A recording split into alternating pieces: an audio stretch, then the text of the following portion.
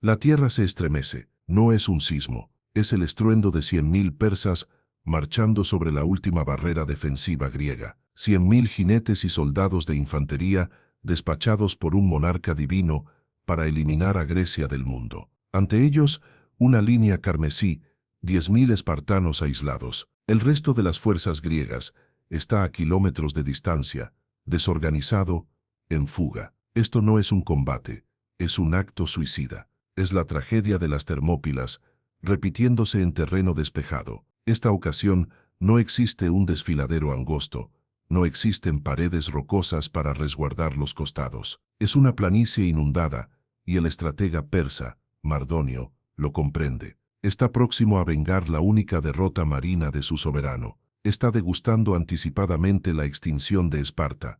¿Cómo se alcanzó esta situación? ¿Cómo un año posterior a que 300 guerreros sacudieran al imperio más poderoso del planeta, el futuro de Occidente recae nuevamente sobre un reducido grupo de espartanos?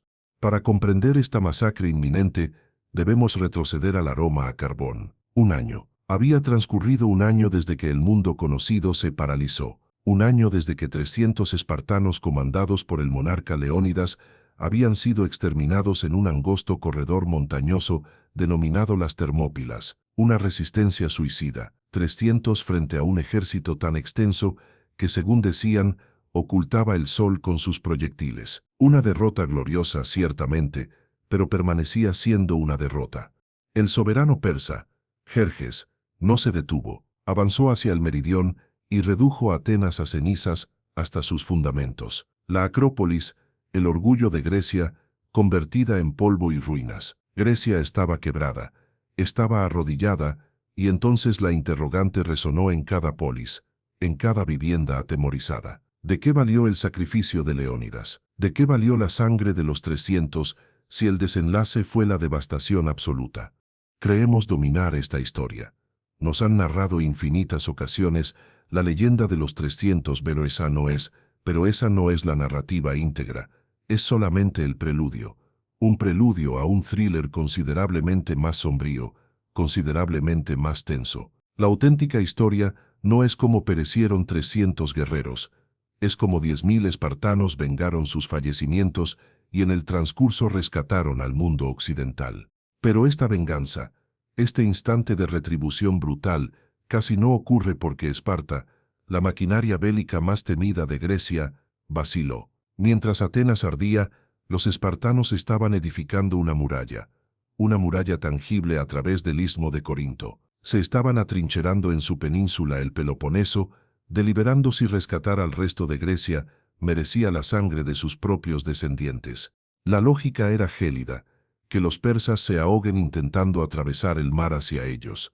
El individuo que tenía el destino de la civilización en sus manos no era un monarca heroico como Leónidas, era un regente, un individuo que existía bajo la sombra de un espectro. Su nombre era Pausanias, sobrino de Leónidas, comandante supremo del ejército espartano, y estaba paralizado.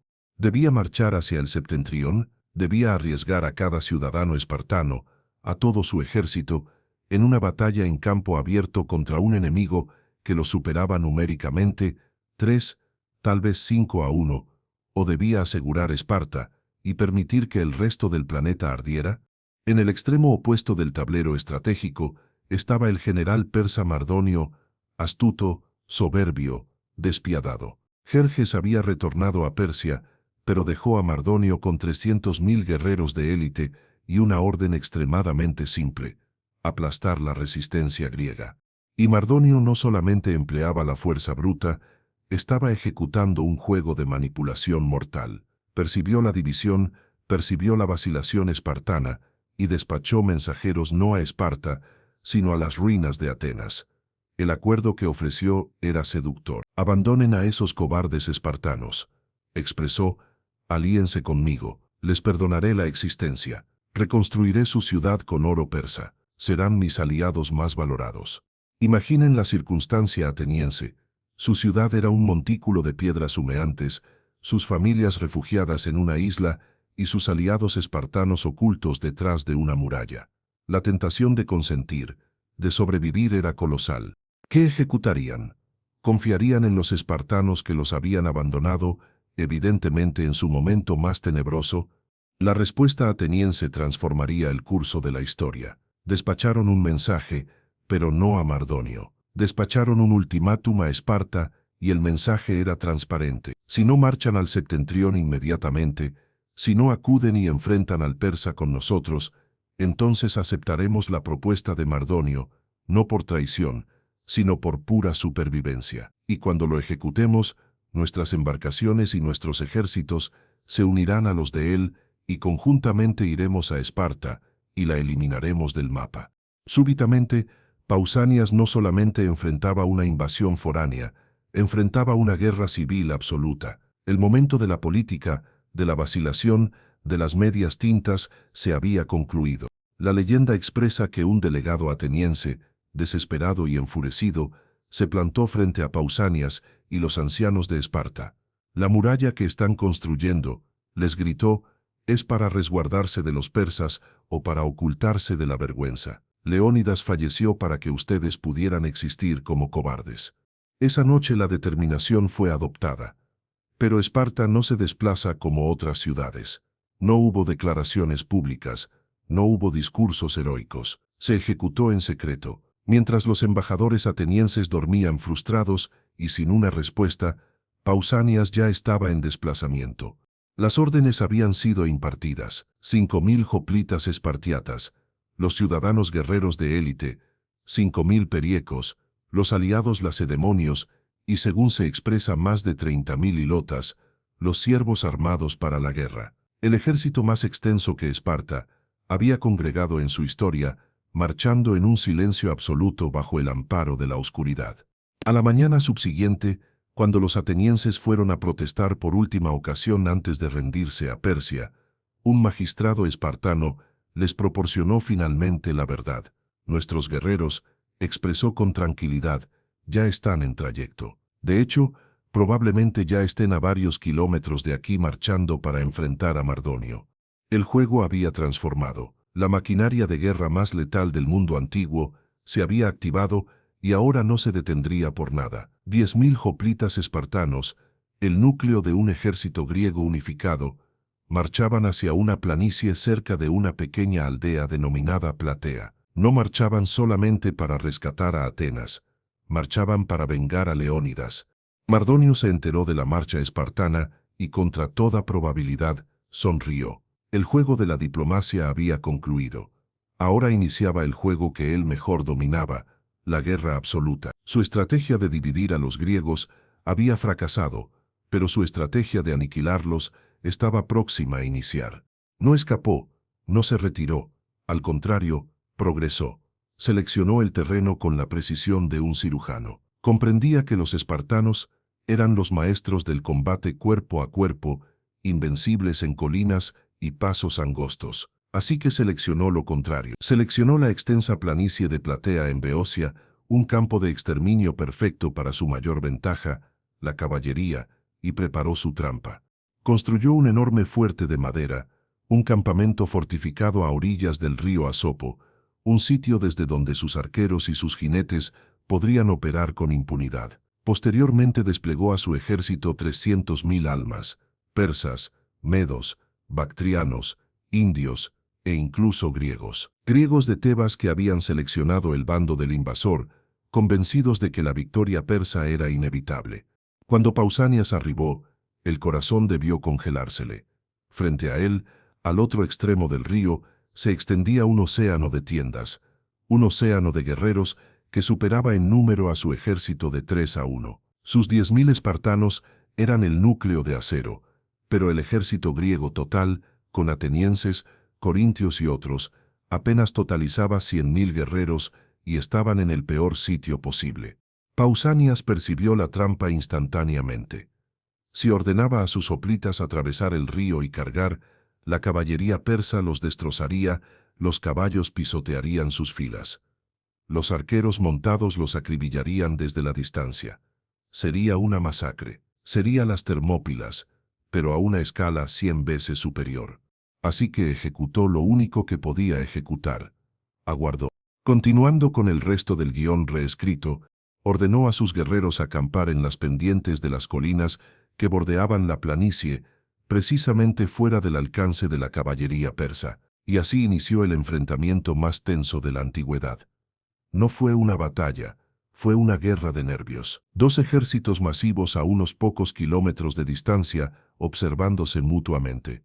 Cada amanecer el astro se elevaba sobre los dos campamentos y ninguno de los dos se desplazaba. Un día, 2 días, 5 días, una semana. La tensión era intolerable. Los soldados griegos, distantes de sus granjas, observaban cómo sus provisiones empezaban a disminuir. El calor era asfixiante. El hedor de 100.000 guerreros acampados en un solo sitio era abrumador.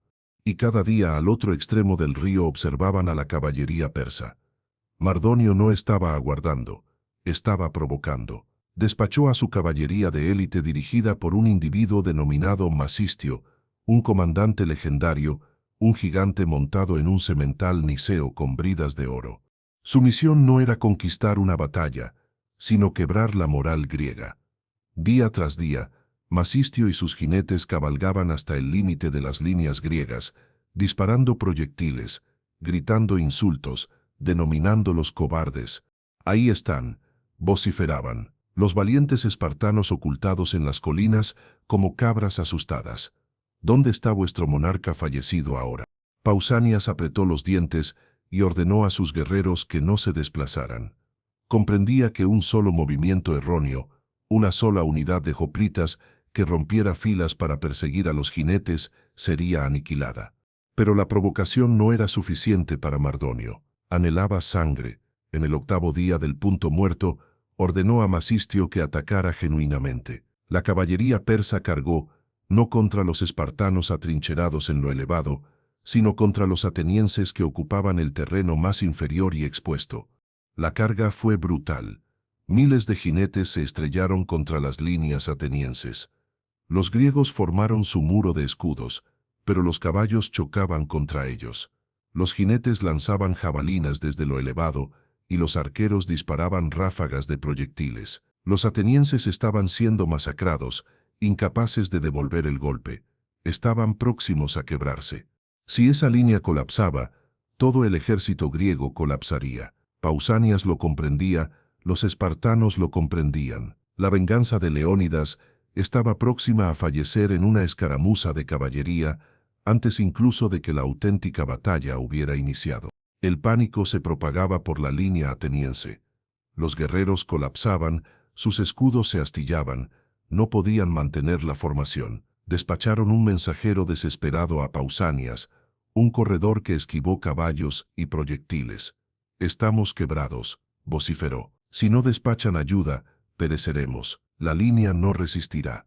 Pausanias, desde su posición elevada, observó el desastre que se desarrollaba.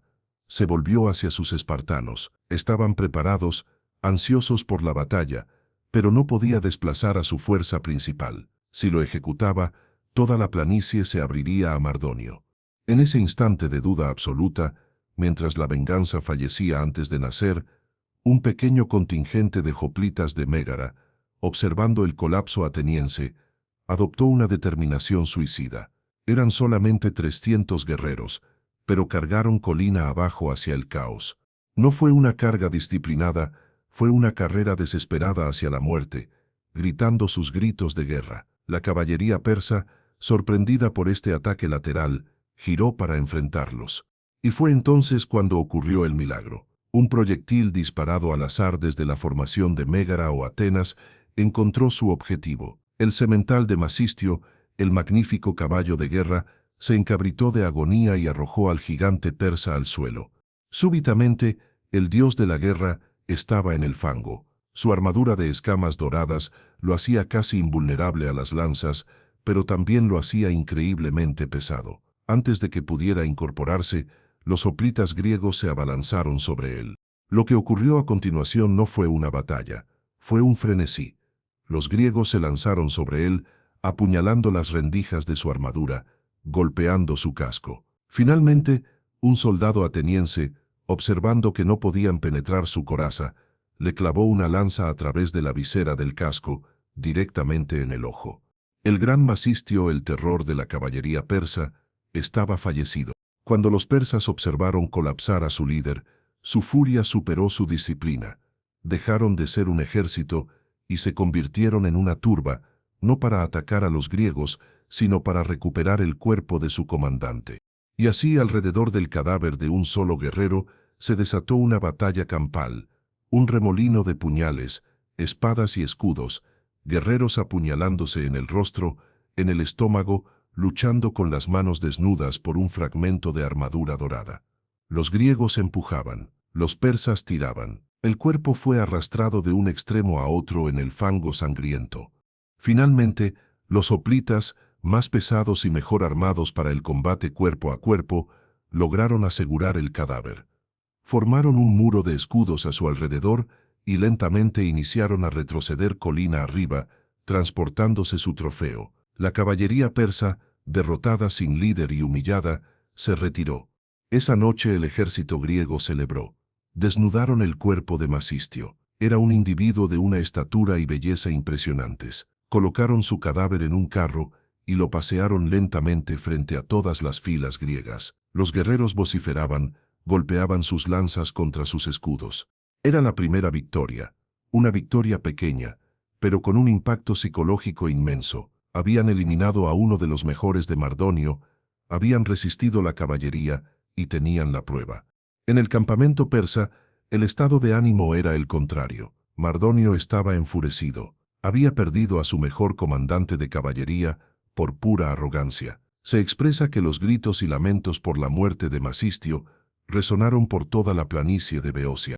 El punto muerto se había quebrado, pero no a favor de Mardonio.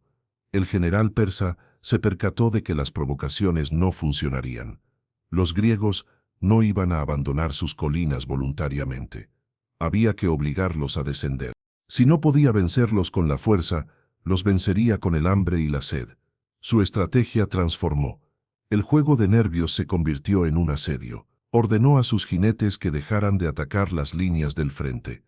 En cambio, los despachó en amplios arcos día y noche para rodear las colinas. Su objetivo, la garganta del ejército griego, sus líneas de provisión. Cientos de carros cargados de grano y vino procedentes del Peloponeso fueron interceptados y quemados. Los convoyes eran masacrados. Los soldados griegos en las colinas iniciaron a sentir los primeros retortijones del hambre. Pero Mardonio tenía un objetivo aún más crucial. La única fuente de agua fresca para los 100.000 guerreros del ejército griego no era el río Asopo que estaba controlado por los persas. Era un único manantial en las colinas, la fuente Gargafia, un pequeño oasis que mantenía vivo a todo un ejército. Y ahora toda la caballería persa comprendía dónde estaba. Mardonio impartió la orden: no más ataques, no más escaramuzas. Contaminen el agua, ordenó. Destruyan el manantial. El acoso inició. Los arqueros montados galopaban hacia el manantial, disparando ráfagas de proyectiles contra cualquier soldado que intentara llenar un odre. Cada viaje a por agua se convirtió en una misión suicida. Los griegos tenían que despachar escuadrones de hoplitas armados solamente para proteger a los aguadores. El ejército griego se estaba muriendo de sed a la vista de un río. La moral, tan elevada después de la muerte de Masistio, se desplomó. Los guerreros estaban hambrientos, sedientos, y el hedor de su propio campamento se estaba volviendo intolerable. Pausanias estaba en una trampa mortal. Comprendía que no podía permanecer allí, pero tampoco podía atacar. Y ahora, gracias a Mardonio, tampoco podía retroceder. Estaba atrapado en su propia fortaleza en la colina. El tiempo se estaba agotando. La sed y el hambre eliminarían a su ejército antes de que los persas tuvieran que levantar una sola espada. La venganza por las Termópilas estaba próxima a ahogarse en un manantial fangoso. La noche descendió sobre un ejército moribundo. El hambre roía los estómagos. La sed partía los labios. Los comandantes griegos se congregaron en la tienda de Pausanias. La antorcha parpadeaba arrojando sombras sobre rostros demacrados y desesperados. El aroma a derrota era palpable. Pausanias, el regente de Esparta, el individuo que transportaba el peso de la venganza de Leónidas, Tuvo que adoptar la determinación más humillante de su existencia. No podemos permanecer, expresó con voz rasposa, y no podemos atacar. Nos retiraremos. Retirarse. Para un espartano, la palabra era veneno. Significaba fracaso, significaba cobardía, significaba escupir sobre la tumba de los 300 que habían seleccionado fallecer en lugar de dar un solo paso atrás. El plan era desesperado, una maniobra militar de pesadilla. Desplazar a más de 100.000 guerreros en plena oscuridad a través de un terreno accidentado con la caballería enemiga a solamente unos kilómetros de distancia. El objetivo era una posición denominada la isla, un fragmento de tierra más cercano a Platea, protegido por 2 ríos. Allí encontrarían agua, allí podrían reagruparse si sobrevivían a la noche. Se impartieron las órdenes en susurros. A medianoche el ejército se desplazaría, y fue entonces cuando el infierno se desató. Esto no era un ejército, era una coalición de ciudades-estado que se detestaban mutuamente, unidas solamente por el temor, y en la oscuridad esa coalición se desintegró. El centro de la línea, formado por corintios y megarenses, obedeció. Aterrorizados por la caballería, recogieron sus pertenencias y escaparon hacia Platea demasiado rápido, sin aguardar a nadie. Se extraviaron en la noche. En el flanco izquierdo, los atenienses, siempre sospechando de los espartanos, se negaron a desplazarse hasta estar seguros de que los espartanos también lo ejecutaban. Se quedaron quietos, aguardando mientras el plan se deshacía. Pero el auténtico drama estaba ocurriendo en el flanco derecho, en el corazón del campamento espartano. Un capitán espartiata, un individuo denominado Amón Fareto, se plantó frente a Pausanias. Su rostro era una máscara de furia y vergüenza. Se negó a desplazarse. La ley espartana prohíbe la retirada, gruñó. Leónidas falleció. Nos quedamos y fallecemos. No escaparemos como perros. Pausanias estaba lívido. Un motín. Ahora, en la hora más tenebrosa. Trató de razonar con él. Esto no es una retirada. Es una maniobra táctica. Falleceremos aquí si no nos desplazamos. Amón Fareto se limitó a recoger una gran roca del suelo. La dejó colapsar a los pies de Pausanias. Este es mi voto, expresó. Voto por permanecer en este sitio y luchar. El tiempo transcurría. El amanecer estaba cercano. Pausanias estaba atrapado. No podía dejar atrás a una unidad espartana para que fuera masacrada, pero tampoco podía permanecer y condenar a todo el ejército a fallecer de sed. La paciencia de Pausanias se quebró. Adoptó una determinación brutal: que permanezca, ordenó al resto de su ejército. Marchamos. Si tiene honor, nos seguirá. Y así la poderosa falange espartana, la fuerza principal de Grecia, inició a retirarse, dejando atrás a uno de sus propios capitanes y a su unidad aislados frente a 300.000 enemigos. El amanecer del 12º día quebró sobre la planicie de Platea. Los exploradores de Mardonio miraron hacia las colinas donde el ejército griego había estado acampado durante casi 2 semanas y no observaron nada. Las colinas estaban vacías. El campamento griego había desaparecido. La noticia transcurrió como un reguero de pólvora hasta la tienda de Mardonio. El general persa salió entrecerrando los ojos ante el astro naciente, y entonces, a lo distante, observó el caos. No observó un ejército unificado, observó pequeños grupos de guerreros en desorden. Observó a los atenienses en su flanco izquierdo marchando confusamente hacia las colinas. Observó a los espartanos en el centro, retirándose lentamente por la planicie tratando de alcanzar las primeras estribaciones. Mardonio soltó una carcajada. «Cobardes», rugió. «Obsérvenlos. Los espartanos escapan». Observó la unidad de Amón Fareto, que finalmente había determinado desplazarse y corría para alcanzar al ejército principal. Observó la confusión. No observó una maniobra táctica, observó una huida desesperada. La arrogancia, el error fatal que había eliminado a Masistio, ahora infectó al propio comandante supremo. Se volvió hacia sus generales. Han ayunado durante días, están sedientos y ahora corren. No necesitamos estrategia, solamente necesitamos alcanzarlos. Se montó en su caballo de guerra blanco, desenvainó su cimitarra. Ataquen. vociferó. Toda la fuerza sin cuartel. Hoy el último día de Grecia ha arribado. Los 1000 inmortales, la guardia personal del monarca, cargaron primero. Detrás de ellos la caballería persa, y detrás de ellos el rugido de 300.000 guerreros oliendo sangre, se lanzó en una ola humana masiva a través del río Asopo, directamente hacia los espartanos que escapaban. La trampa de Mardonio no había funcionado, pero la retirada fallida de Pausanias le había entregado la victoria en bandeja de plata. El suelo temblaba. No era una metáfora. Eran 100.000 pies y decenas de miles de pezuñas golpeando la tierra al unísono. Pausanias giró y su sangre se congeló. La retirada se había concluido. La planicie al otro extremo del río estaba viva. El ejército de Mardonio no avanzaba. Se derramaba sobre el terreno como una inundación negra, gritando un rugido ensordecedor, y venían directos hacia ellos. Primero la caballería, la pesadilla de todo hoplita. Los jinetes persas vadearon el río sin dudar y se lanzaron al galope. No intentaron una carga frontal contra una falange.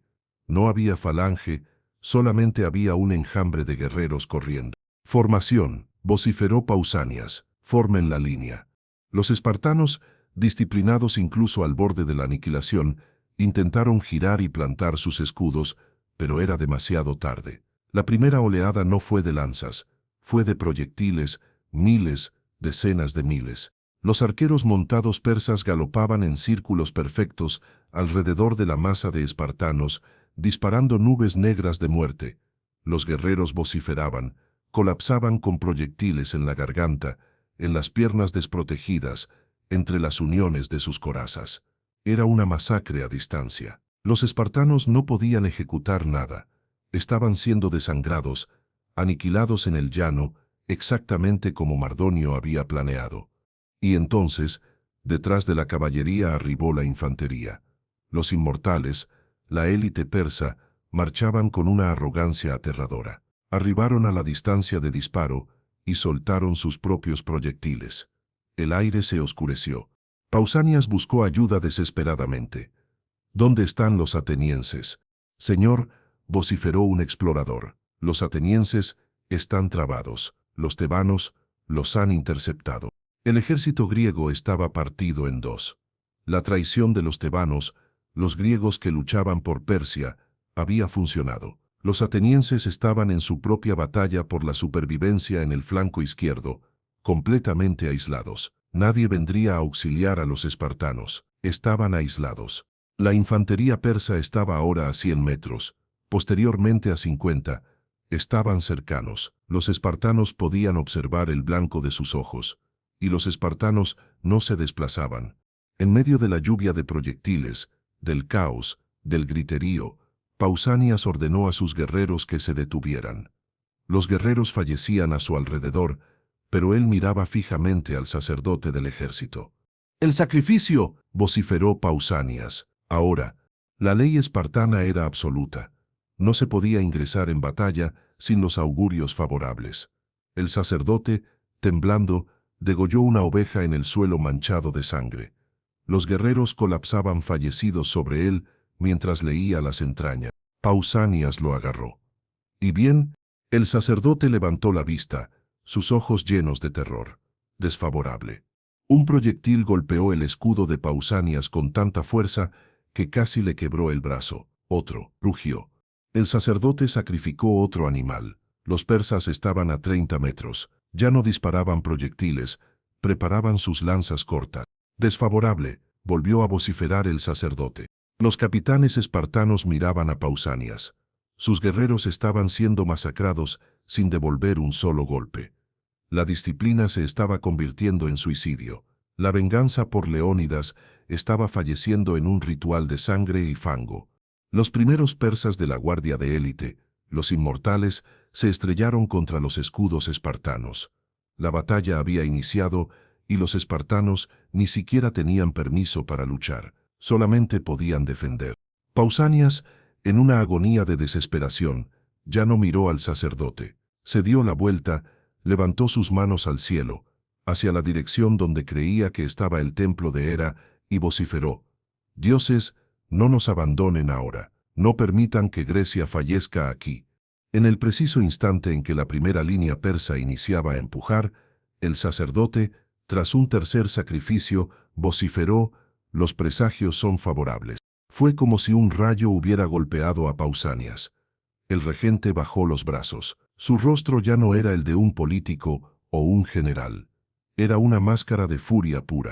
Giró hacia sus guerreros, que aguardaban la orden mientras fallecían. «Esparta». El grito no fue una orden, fue una explosión. La falange espartana, la máquina de eliminar más perfecta jamás concebida, finalmente se activó. Bajaron las lanzas y el muro de escudos, que había estado retrocediendo y defendiendo, súbitamente, como un solo organismo, progresó. El grito fue una liberación, un año de humillación, de rabia contenida, de la vergüenza de un monarca fallecido en un paso de montaña. Todo ese veneno, toda esa disciplina espartana, se canalizó en un solo movimiento. El avance no fue una carga desordenada, fue algo mucho más aterrador. Fue el movimiento de un glaciar hecho de bronce y acero. Milimétricamente unidos, escudo con escudo, los 10.000 espartanos dieron un paso y posteriormente otro.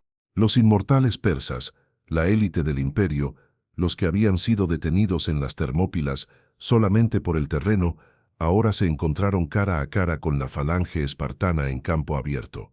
Y por un segundo, el universo se detuvo, y entonces chocaron.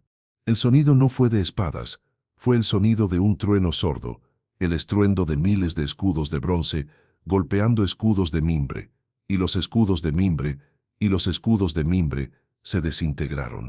Fue una broma trágica. Los persas, valientes, orgullosos, estaban armados para una guerra diferente. Sus escudos ligeros, diseñados para detener proyectiles, se hicieron añicos. Sus corazas de lino acolchado, inútiles. Las lanzas espartanas eran más extensas, de casi 3 metros de extensión. Los persas ni siquiera podían tocar a los espartanos antes de que sus cuerpos fueran atravesados. No una ocasión, sino 2, 3 ocasiones, por las filas de atrás que empujaban sus lanzas a través de los huecos. No fue una batalla, se convirtió instantáneamente en un molino de carne. La primera fila persa fue empalada, la segunda, tropezando con los cadáveres de la primera, fue empalada. Los números masivos de Mardonio, su mayor ventaja, se convirtieron en su peor pesadilla. Los guerreros de atrás, que no podían observar el horror, empujaban a sus propios compañeros hacia la picadora de carne espartana. Los espartanos no vociferaban, no había furia desperdiciada, solamente el trabajo rítmico de la muerte. Empujar el escudo, apuntalar el pie, empujar la lanza, recuperar la lanza, repetir. Mardonio, desde su caballo de guerra blanco, observó. Su arrogancia se evaporó, reemplazada por un horror helado. Había observado a estos guerreros escapar, había ordenado su aniquilación, y ahora estaban borrando a su guardia de inmortales del mapa. Comprendía que la batalla se había reducido a ese preciso instante. Si esa línea de bronce progresaba, todo su ejército, desmoralizado y sin su líder, colapsaría. Tenía que quebrar la falange, tenía que ejecutarlo él mismo.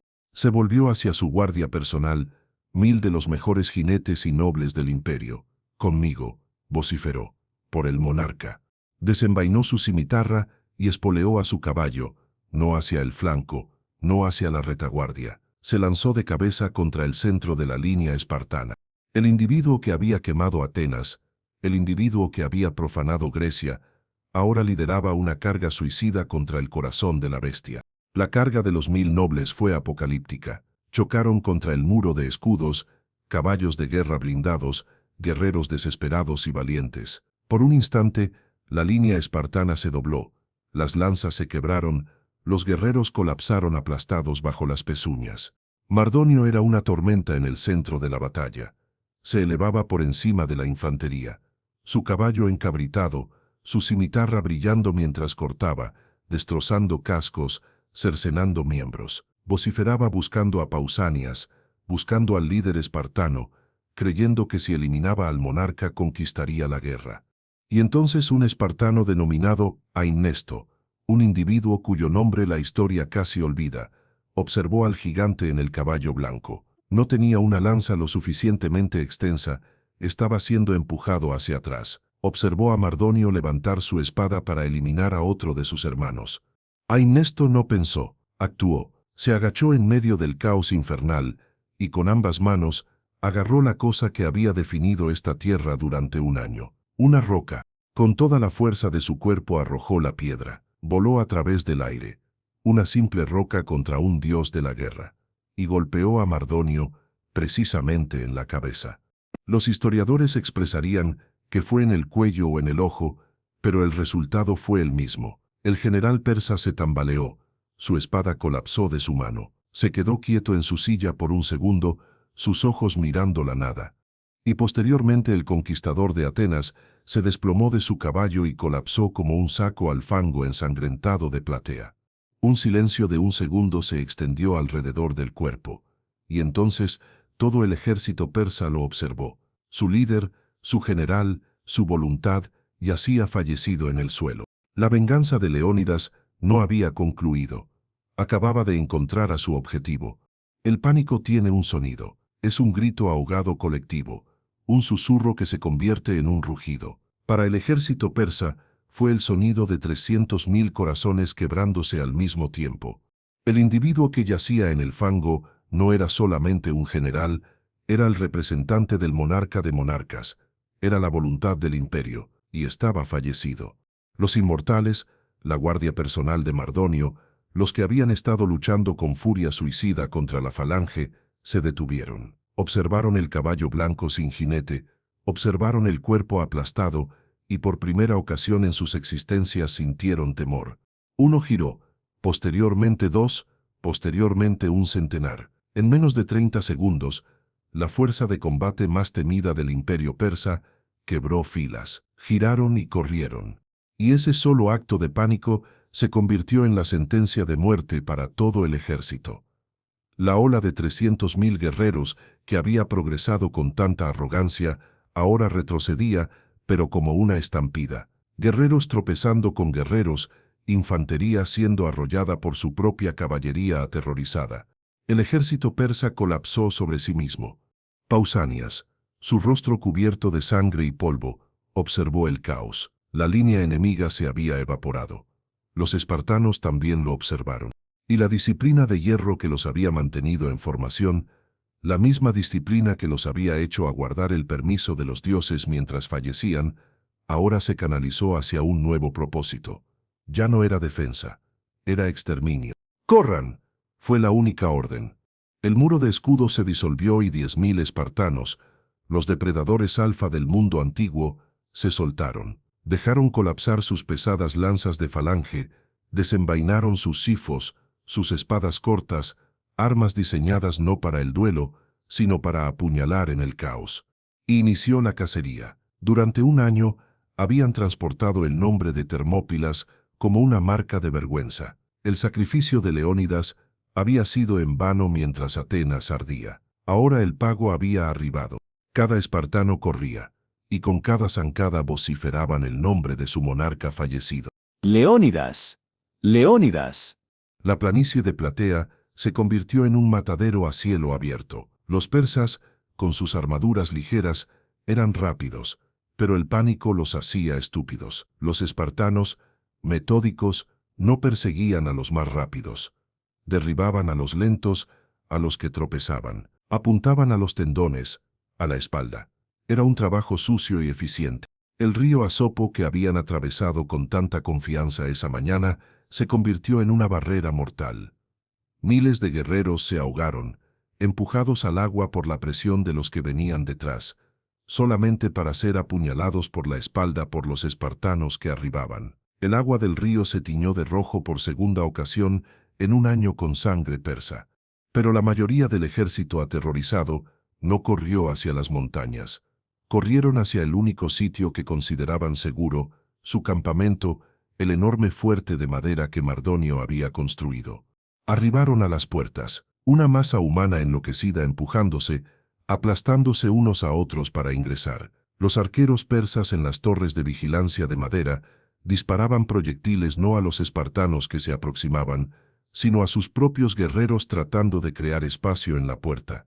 Finalmente lograron cerrar las enormes puertas de madera. Se hizo el silencio. Dentro del fuerte, 100.000 Bersin, tal vez 200.000 supervivientes persas, jadeaban aterrorizados, pero vivos. Estaban a salvo. Y entonces, a través del silencio, escucharon las pisadas. El ejército espartano arribó a las murallas de madera. Pausanias detuvo a sus guerreros.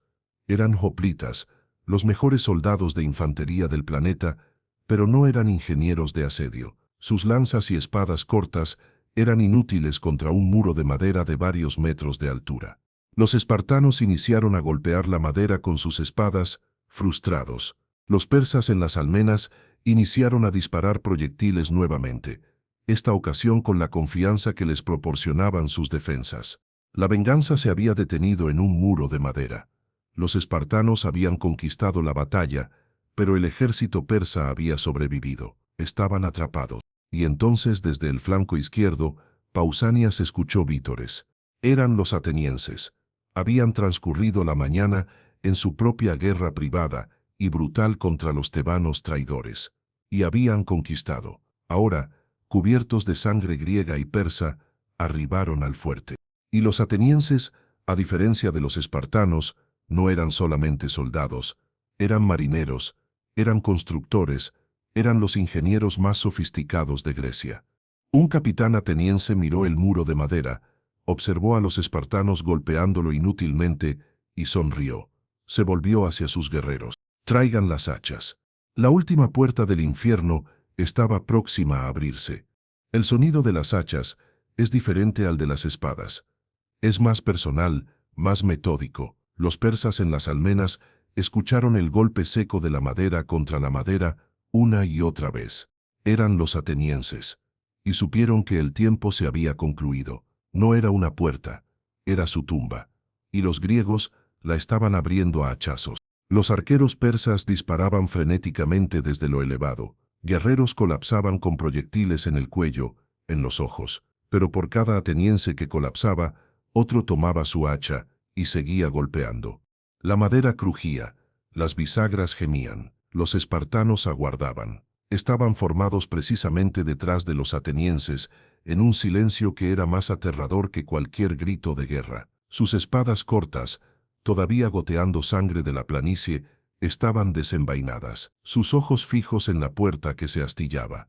No había ira en sus rostros, solamente una concentración aterradora. Eran cirujanos de la muerte aguardando que se abriera la sala de operaciones. Y entonces, con un crujido que pareció desgarrar el cielo, la puerta cedió.